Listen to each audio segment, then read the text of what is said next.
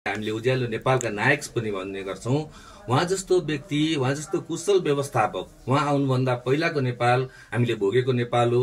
त्यति बेला अन्धकारमय थियो, त्यति बेला व्यवस्थापनको कमी थियो। कुलमान आउने बित्तिकै त्यो बेलामा उतिखेर ड्याम बनाएर, उतिखेर हाइड्रो पावर बनाएर बिजुली हाम्रो घर घरमा पुर्याएर त्यति छोटो अवधिमा उज्यालो नेपाल बनाउन सफल हुनु भएको होइन। त्यति बेला विद्युतको छुवावट थियो। यिनीहरूले ब्याट्रीवालासँग, यिनीहरूले चाहिँ त्यो इन्भर्टरवालासँग कमिसन खानको लागि कृत्रिम लोड सेडिङ गर्थे, गराउँथे र त्यो सामान्य व्यापारीको कमिसनको लोभमा पारेर यिनीहरूले त्यो नियोजित रूपमा नेपाललाई लोड सेडिङको मारमा पारिरहेका थिए। जब कुलमान घिसिङजी आउनुभयो, उहाँ एउटा राम्रो व्यवस्थापक हुनुहुँदो रहेछ। त्यो उहाँको कामले प्रमाणित भयो।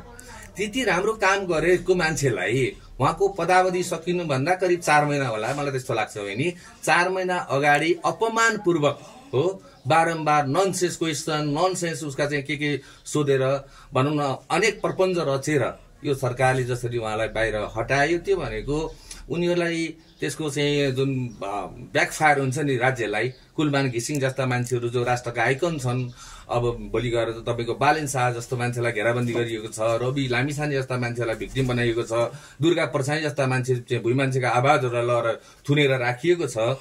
यो समग्रमा यो कुशासकहरूले जोसँग राजधर्म छैन, राजधर्म नभएका कुशासकहरूले जोसँग राज्य सञ्चालन गर्ने योग्यता पनि छैन, भिजन पनि छैन र त्यो इच्छा शक्ति र इमानदारिता पनि छैन, त्यस्ता व्यक्तिहरूले शासन गरेको देशमा हुने यस्तै हो। त्यसैको लागि नै अहिले आन्दोलन तपाईले यो राजधानीदेखि लिएर बाहिर मफसलमा पनि तपाईले कयौं आन्दोलनहरू, चरणबद्ध आन्दोलनहरू देखिरहनु भएको छ हो। विभिन्न वर्गका शिक्षकका आन्दोलन, विद्यार्थीका आन्दोलन हो, स्वास्थ्य कर्मीका आन्दोलन, कर्मचारीका आन्दोलन, कसको चाहिँ आन्दोलन छैन, सहकारी पीडितको आन्दोलन हो, सबैको आन्दोलन चलिरहेको छ। त्यसैले यो देशमा राम्रो मान्छे, राम्रो काम गर्ने मान्छेलाई हिजो त पुरस्कृत गरिन्थ्यो, हिजो सम्मान गरिन्थ्यो, तर आज हामीले यस्तो समाज बनायौं कि आफ्नो निजी स्वार्थ र फाइदाको लागि एउटा कुशल प्रशासक जो उज्यालो नेपालको नायक, अब उहाँले कुलमान घिसिङभन्दा 1000 गुणा बढी राम्रो मान्छे ल्याए पनि हाम्रो मानस पटलमा के छ भने कुलमान घिसिङ नै उज्यालो नेपालको नायक हो।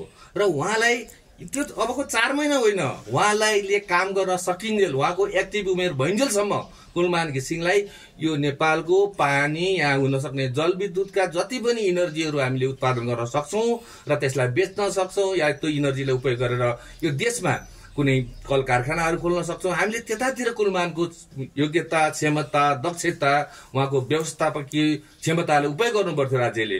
तर हाम्रो राज्य यस्तो छ कि राज्य सञ्चालक उहाँहरू अर्काको पपुलारिटी, अर्काको लोकप्रियता, अर्काले गरेको राम्रो काम, कसैले जनताले कोही व्यक्तिलाई वाइ वाइ गरिदियो भने त्यो देख्नै नसक्ने कुण्ठाग्रस्त मान्छेहरू आज राज्य सत्तामा आसीन हुनुहुन्छ। उहाँहरूको खेलोमेलोमा देश चलिरहेको छ। त्यसैले यहाँ राम्रा मान्छेहरूको कदर छैन यो व्यवस्था, अहिलेको आजको अवस्था, आजको हाम्रो समाजमा।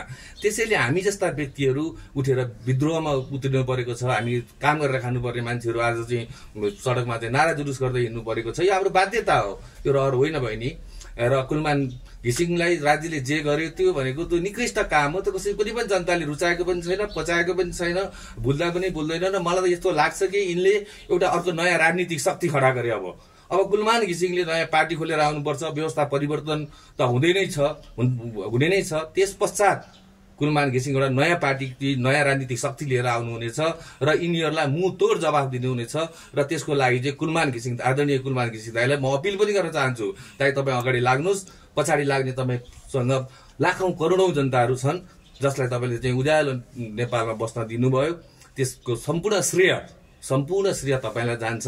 कति मान्छेहरूको त्यसमा परोक्ष होइन अप्रत्यक्ष भूमिका रहेला, कति व्यवसाय लगानीकर्ताहरूको ती कुरा छँदैछन्, तर व्यवस्थापन ठुलो कुरा हो।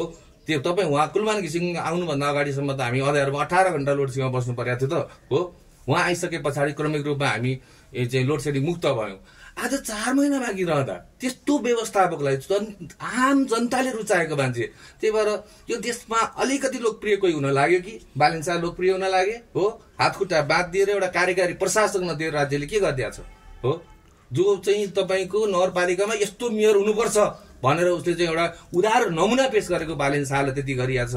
होइन। अब दुर्गा प्रसाद भुइँ मान्छेको बिचरा यो सहकारी लघुवित्त पीडित दुनियाँ महिला दुनियाँ मोरे भनिरहेको छ, त्यस्तो मान्छेले लहर थुनिएको छ, जनताको आवाज बोल्नै नपाइने। अब त्यसैले यो यिनको बारेमा कति कुरा गर्नु भयो नि, यो जे गर्यो त्यो सरासर ब्याकफायर हो, यसको घाटा उसैलाई हुन्छ।